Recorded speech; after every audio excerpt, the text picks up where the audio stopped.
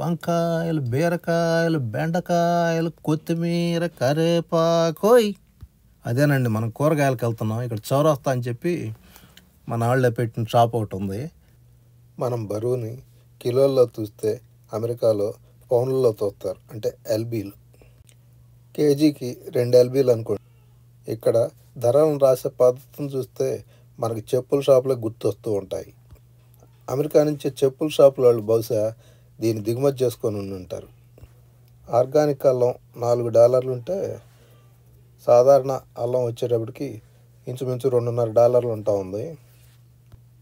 రెంటికి వ్యత్యాసం 40% ఉంటా ఉంది. ఇంచుమించు ఆర్గానిక్ వాటికి కెమికల్తో పండించిన వాటన్నిటికీ ఇదే విధంగా వ్యత్యాసం ఉంటుంది. పచ్చి వేరుశనక్కాయలని ప్రోటీన్ సోర్స్ అని చెప్పి బాగా వాడుతూ ఉంటారు. అందుకే దీనికి అంత డిమాండ్. తెలుపు, ఎరుపు ఉల్లిపాయలు కాకుండా ఇక్కడ పసుపు రకం కూడా ఉల్లిపాయలు ఉండటం విశేషం.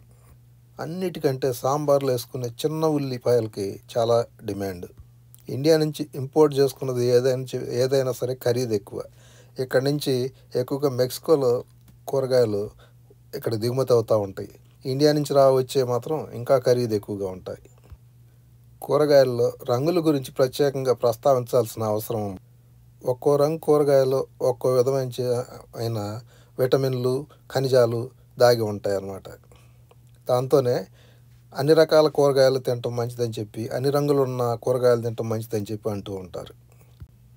తెల్ల ముల్లంగి మనకు లభిస్తుంది.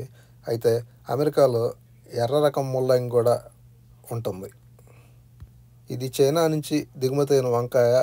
ఇది ఇంచుమించు 1 పౌను బరువు ఉంటా ఉంది. ఇండియా నుంచి దిగుమతి చేసుకున్న వంకాయలు కూడా ఇక్కడ దొరుకుతున్నాయి. కూరగాయలన్నింటిలోకి బాగా చౌకగా కనిపిస్తుంది క్యాబేజీ. అది 79 సెంట్లు మాత్రమే. అన్నిటికంటే ఎక్కువ ధర పలుకుతుంది కాలీఫ్లవర్. ఒక్కో పువ్వు $4.5 ఉంది. ఆకుకూరలు ఎక్కడైనా కట్టల లెక్కనే ఉంది. గోంగూర $6 ఉంది. కూర వండుకోవాలంటే, పచ్చడి చేసుకోవాలంటే కనీసం ఒక 2 కట్టలన్నా వేసి తీరాల్సి. పాలకూర $2.5 ఉంది. 2 కట్టలు వేయందే పప్పులో ఆగే పరిస్థితి ఏం కనపట్ల. పుదీనా, కొత్తిమీర చిన్నయ్య కానీ ఒక్కో $1 లెక్కన అమ్ముతున్నారు. ఇక్కడ బెండకాయ కూర వండుకునే బదులుగా చికెన్ ముక్కని నంజుకొని తినేయచ్చు ఆ రేటుకే. బెండకాయ, చికెను రెండూ కలిపి ఒక్కోటి $4 లెక్కనే దొరుకుతున్నాయి. కీర దోశ, అదేనండి మనం తినే దోశ, చాలా రుచిగా ఉంటుంది. ఇండియా కన్నా కూడా చాలా టేస్ట్గా కనపడుతూ ఉంది. పర్షియన్ కీర రకం $2 ఉంది. సాధారణ కీర వచ్చేటప్పటికి 79 సెంట్లు ఉంది. పర్షియన్ కీర మాత్రం చాలా అద్భుతంగా ఉంది. క్యాప్సికమ్ 4 రంగుల్లో ఉన్నాయి కదా, అందులో ఎరుపు, పసుపు, ఆరెంజ్ రకం $2.5 ఉంటే ఆకుపచ్చ రంగు మాత్రం $2 ఉంది. పసుపు, ఆరెంజ్ రకం క్యాప్సికమ్లు మనకి ఇండియాలో తక్కువగా అక్కడక్కడ మాల్స్లో మాత్రమే కనపడుతూ ఉంటున్నాయి. సొరకాయలు ఇండియాలో వచ్చేటప్పటికి మనకు శాల్తీల లెక్కన అమ్ముతూ ఉంటారు. ఇక్కడ అమెరికాలో సొరకాయలు కూడా తూకానికే ఇస్తున్నారు. ఇది మన రైతులు ఇంటే ఎగిరి గంతేసే వార్తే అవుతుంది. కాకపోతే ఇక్కడ సొరకాయలు ఈ చుట్టుపక్కల దేశాల నుంచి వస్తూ ఉంటాయి అన్నమాట, ఇండియా నుంచి కాదు. ఇండియాలో సాధారణంగా అన్నిటికంటే తక్కువ రేటు ఉండే కూరగాయ ఏంటంటే అది దోసకాయ మాత్రమే. అయితే ఇక్కడ బీరా దోస ఒకే రకంగా $2.5 లెక్కన అమ్ముతూ ఉన్నారు.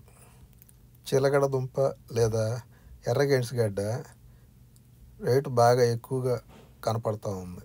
ఒక్కొక్క పౌండ్ వచ్చేటప్పటికి $2.5 అమ్ముతూ ఉన్నారు.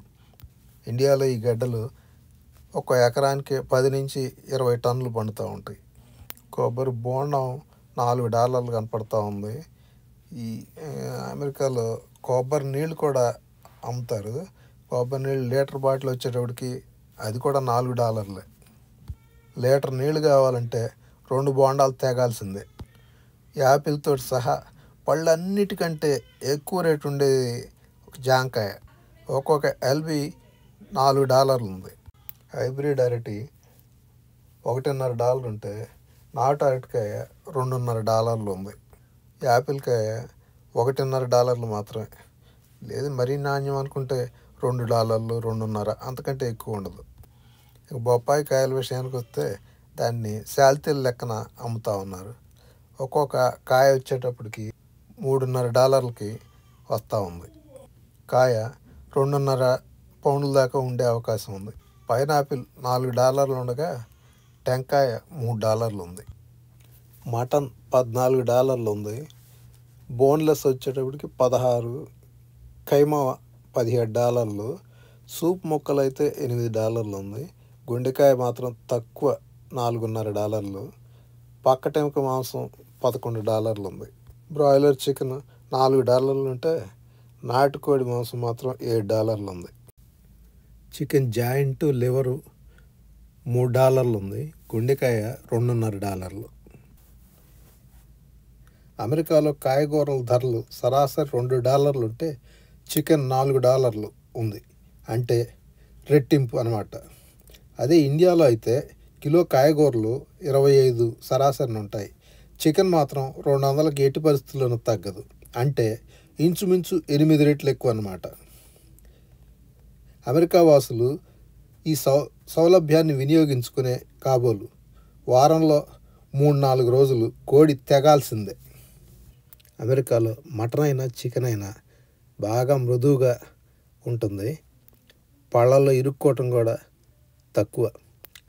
ఇది చాలా రుచిగా కూడా ఉంటుంది.